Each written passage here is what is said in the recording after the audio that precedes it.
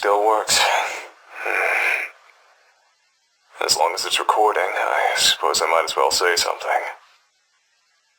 How long has it been since I last used this thing? It's been at least 2 decades. Almost 3. Those were better times. I was so young back then. My future seemed so bright. I remember following my dreams. I remember a promising career. I remember being happy. If I could turn back time, what would I do differently? I know exactly what I should have done. I shouldn't have gotten involved with that case, with that girl. Pursuing her was the right thing to do. But if I hadn't involved myself with her, I'd still have a career. When did it begin? I think it was April of 1989. The peak of my career as an investigative journalist. That's when I heard about a murder at the local high school.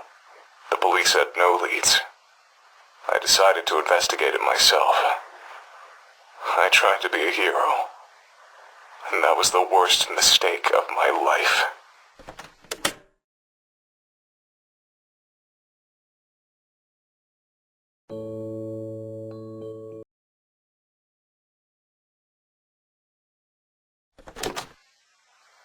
The school's faculty didn't let me conduct an investigation on school grounds. They were highly concerned with maintaining their prestigious reputation. They didn't want any police or journalists snooping around and ruining the school's image any more than the murder already had. Or maybe they just had something to hide and didn't want the authorities to find out. To this day, I still don't know how the school managed to convince the police that any crime that takes place on school grounds can only be investigated for 6 hours maximum. I heard a rumor that the school's headmaster bribes the police department to expedite their investigations as much as possible. There were a lot of unsavory rumors about the school's headmaster, but none have been proven to be true. Because I couldn't work around the school, I used to gather information by interviewing students outside of the school gate when they entered or left the school.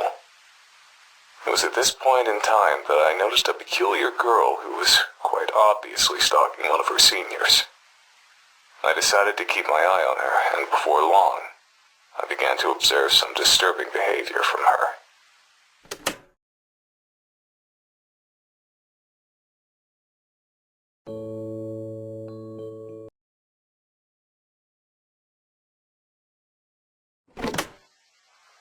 From the school gate, I witnessed the girl do more than just stalk an upperclassman. She stalked any girl who spoke to him. Through student interviews, I kept tabs on what happened to those girls. They became the victims of bullying, were expelled, and in some cases, stopped coming to school. I frequently saw the girl running with a mop and a bucket, as though she always had some sort of mess to clean up. That girl was using manipulation, intimidation, and sometimes even violence to sabotage the boy's love life. If she wasn't above that kind of behavior, the possibility of murder didn't seem too far off. I didn't want to believe that a schoolgirl would actually commit murder just to keep a boy single, but the evidence was staring me straight in the face. That's when I learned a crucial piece of information. The girl who was murdered at the beginning of the school year had a crush on the same boy that was being stalked. The final piece of the puzzle had fallen into place. I knew that I had found the culprit. I went to the police with my findings. Took a lot of talking, but I was eventually able to convince them to take the girl into custody.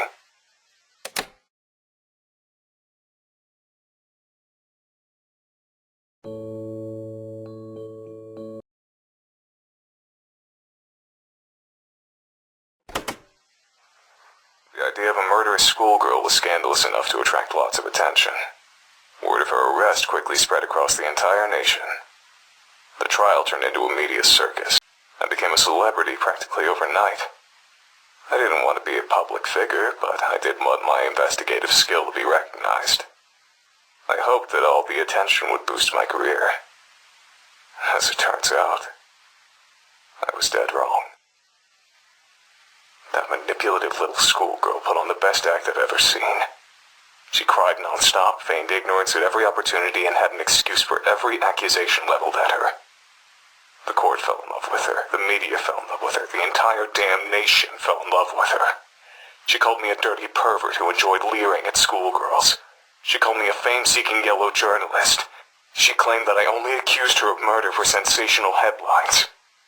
The court bought every word of it. The day the judge declared her innocent, the entire country celebrated like it was a damn holiday.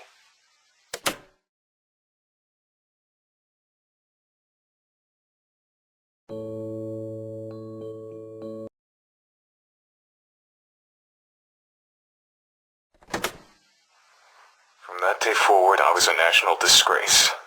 I was known across the country as a lecherous journalist who stalked schoolgirls and tried to throw a girl in prison to boost his own career. I saw disgust in the eyes of every person who looked at me. My house and my car were vandalized every day for weeks. Needless to say, I was never able to work as a journalist again.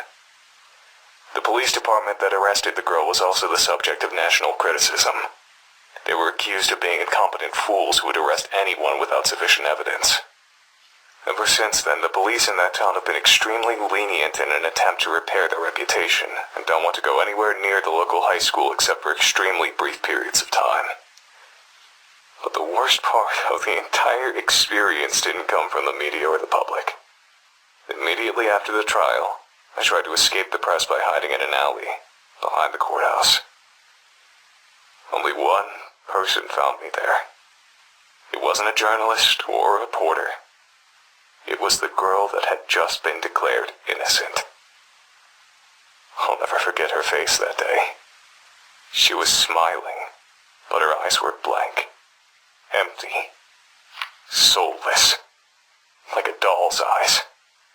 She looked like she didn't have a single ounce of humanity in her entire body.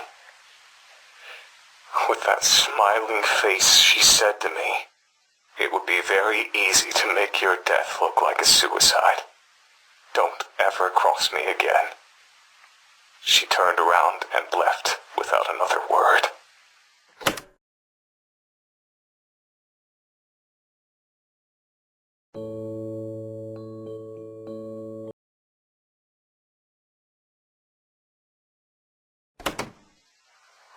My life was a living hell for about a year, while the trial was still fresh in people's minds. Eventually, the hatred subsided, but it never truly died.